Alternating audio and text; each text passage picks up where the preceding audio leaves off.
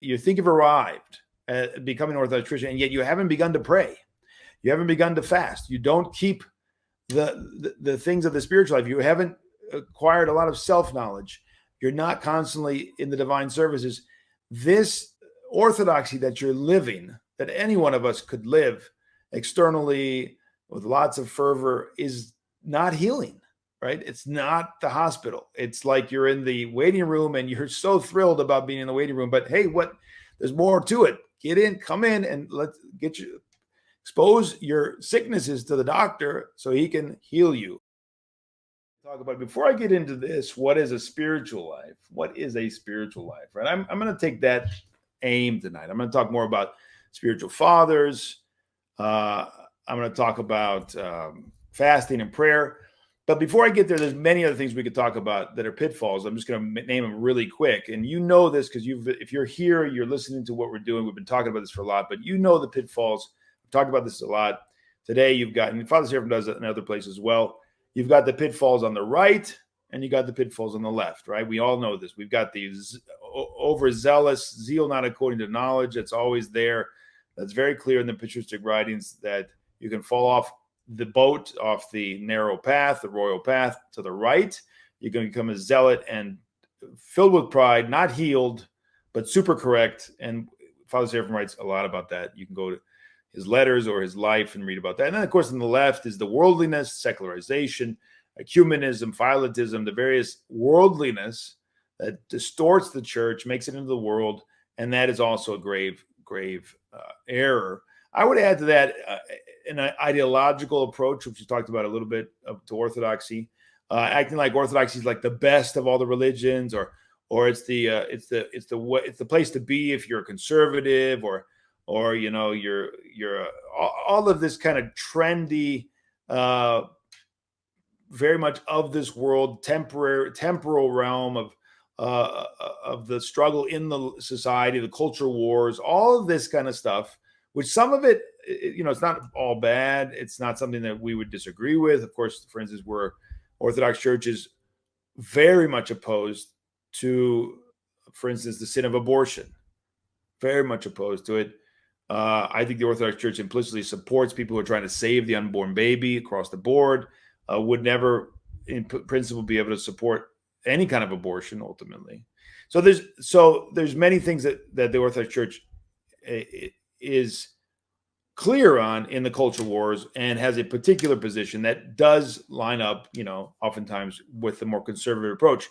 But if you're just conservative and not Orthodox, then you're not, and not traditional, not living the life of the Spirit, not living the spiritual life. Well, you're doing a great disservice to yourself. In fact, you're heaping condemnation upon yourself. Let me say that again. If you become Orthodox, you be very, very zealous for the morality of the church, the witness to the world, the mission of the church, these externals, right? And you're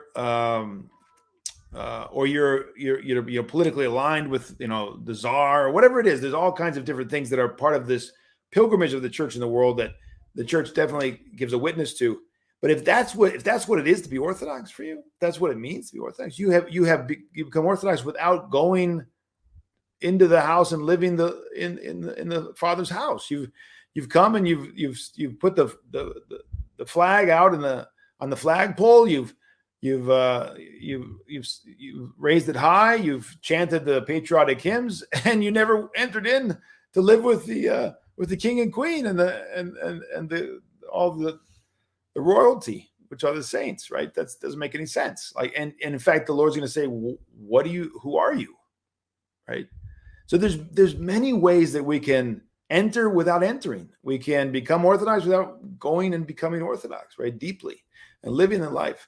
That's a tragedy. The whole point of the struggle on the external side of the dogmas against the ecumenism and all that, the whole point of that is to protect the inner life, right? That's why there's grave danger in this. The thing we talked about earlier, there's grave danger in exposing and sharing and promoting the inner life of the church outside.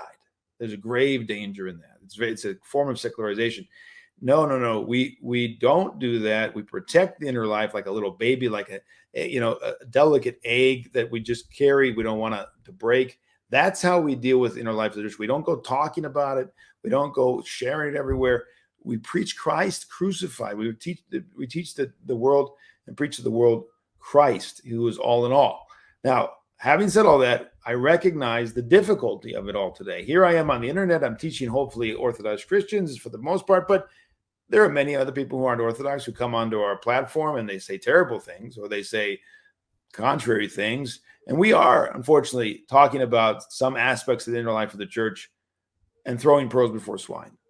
It is, unfortunately, some of what is happening today, in spite of our good desire for it not to happen, because we want to reach you, the faithful. We want to be able to teach and preach and bring you dispersed all around the world the Orthodox faith. And we do our best to immediately cut off those incidents where people are, blaspheming the Lord because they are not in position to understand, and it's a tragedy. So it's difficult today. Everything's out there, right? And one of the terrible things of our age is that everything's out there, and there's so little respect. It's a part of why they lose respect. Familiarity breeds contempt. That's what we're seeing in spiritually work here. So just to say that there are these dangers that you think you've arrived at becoming an Orthodox Christian, and yet you haven't begun to pray. You haven't begun to fast. You don't keep the things of the spiritual life. You haven't acquired a lot of self-knowledge. You're not constantly in the divine services. This orthodoxy that you're living, that any one of us could live externally with lots of fervor, is not healing, right? It's not the hospital. It's like you're in the waiting room and you're so thrilled about being in the waiting room, but hey, there's more to it. Get in, come in, and let's expose your sicknesses to the doctor so he can heal you. And that's hard. That's hard to do. But that's the point of it all, is that we all become healed, purified, illumined, and like Christ. Otherwise, there's no point.